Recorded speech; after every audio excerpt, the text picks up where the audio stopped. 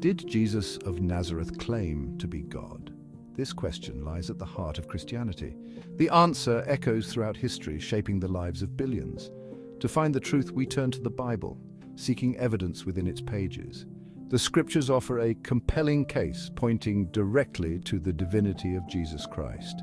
We will explore the prophecies, claims, and actions that reveal Jesus as more than a man. The evidence is undeniable. It will challenge our understanding and invite us to embrace the awe-inspiring reality of God among us. Let us begin our journey into the heart of the Christian faith. If you find this message powerful, please subscribe and share this video. Together we can spread the grace of Jesus and bring salvation to many. Centuries before Jesus' birth, the world was already being prepared for a monumental event. Hebrew prophets spoke of a coming Messiah, a savior who would change the course of history. Their words painted a picture of a king unlike any other, a ruler who would bring justice and peace. Psalm 110 verse 1 declares, "With profound significance the Lord says to my Lord, sit at my right hand until I make your enemies a footstool for your feet." This verse speaks of a divine authority and a promise of ultimate victory. This verse reveals a unique figure, both Lord and subservient to the Lord, a paradox that puzzled many.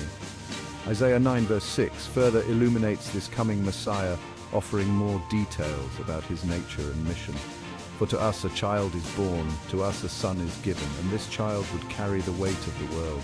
To us a son is given, a gift from the heavens, destined to lead and guide.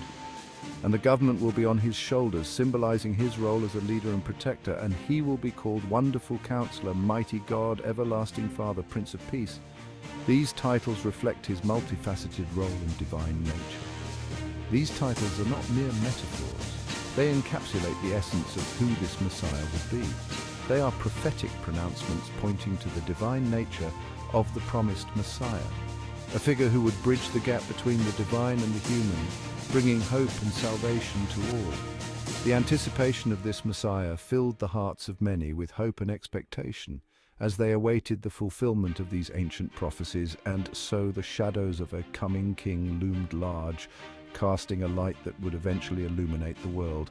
These ancient words, preserved through time, continue to inspire and guide, reminding us of the promise of a Savior who would change everything. As we reflect on these prophecies, we see the threads of history woven together, leading to the birth of a king who would reign forever. The story of the coming king is not just a tale of the past, but a living narrative that continues to unfold, offering hope and light to all who seek it. Jesus did not shy away from making bold claims about his identity.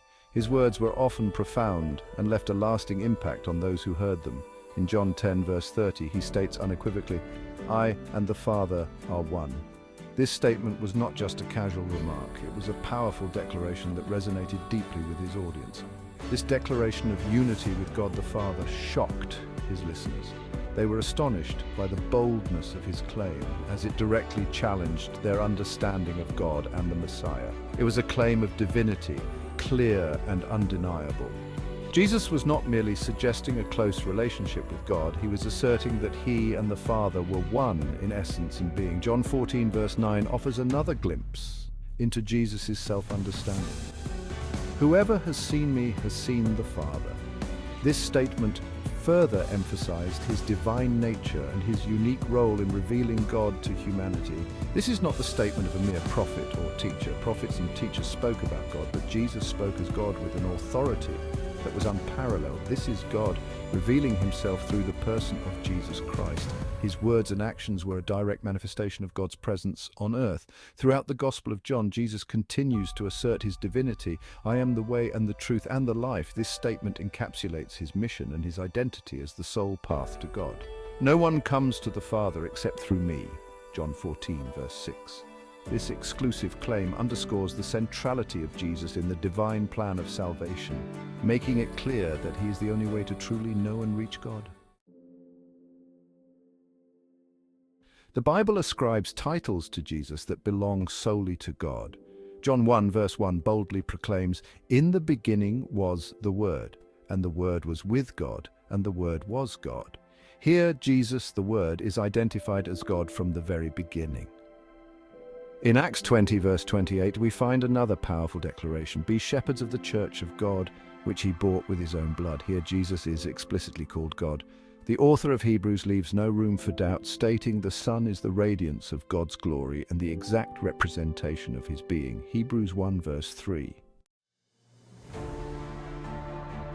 Section 5, the power of God made manifest. Jesus demonstrated divine attributes throughout his ministry. He exhibited power over death itself, raising Lazarus from the grave after 4 days. This act, witnessed by many, defied the natural order and revealed Jesus' authority over life and death.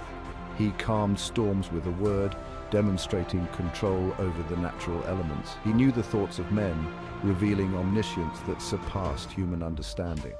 Jesus' actions were not merely those of a gifted teacher or healer. They were the unmistakable works of God, displayed through human flesh. Section 6. Authority given, authority claimed.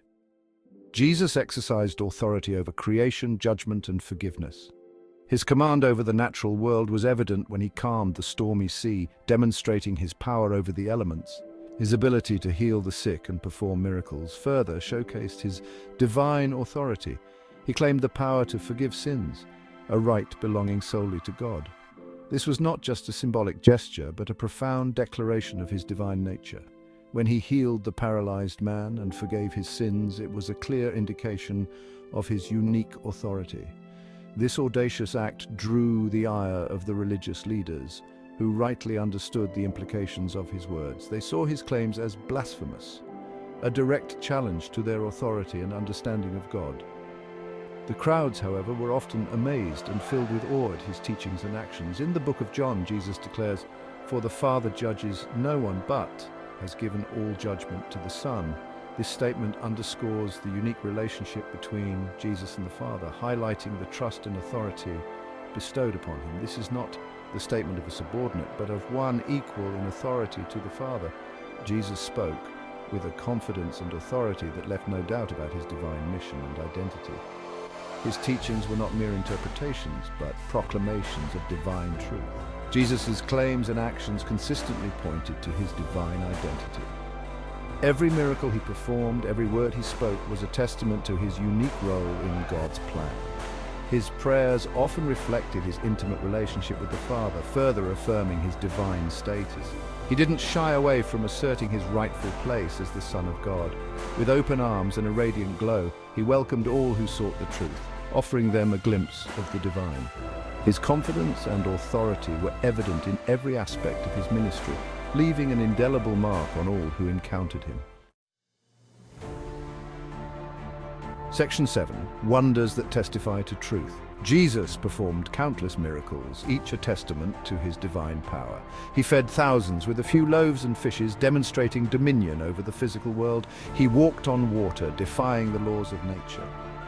These miracles were not mere illusions. They were public displays of God's power operating through Jesus. They served as signs pointing to his true identity. The Gospels are filled with accounts of healings, deliverances, and resurrections. Each miracle served as a powerful affirmation.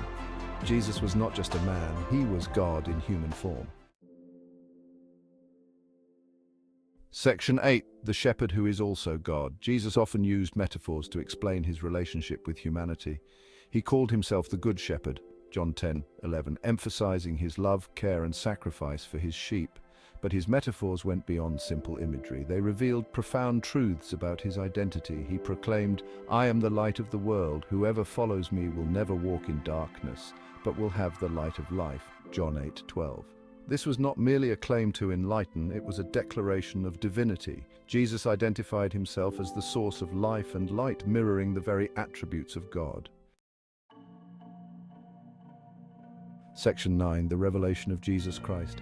The book of Revelation offers a final, climactic portrayal of Jesus Christ. He is presented as the Alpha and Omega, the first and the last, Revelation 1:17-18, titles reserved for God alone. John, the author of Revelation, falls at Jesus' feet as though he is God himself, Revelation 1:17. Throughout the book, Jesus receives worship and adoration, Revelation 5:11-14. The resurrected Christ is depicted in his full glory, his divinity undeniable. Revelation confirms what the Gospels have already proclaimed. Jesus is God, worthy of all honor and praise.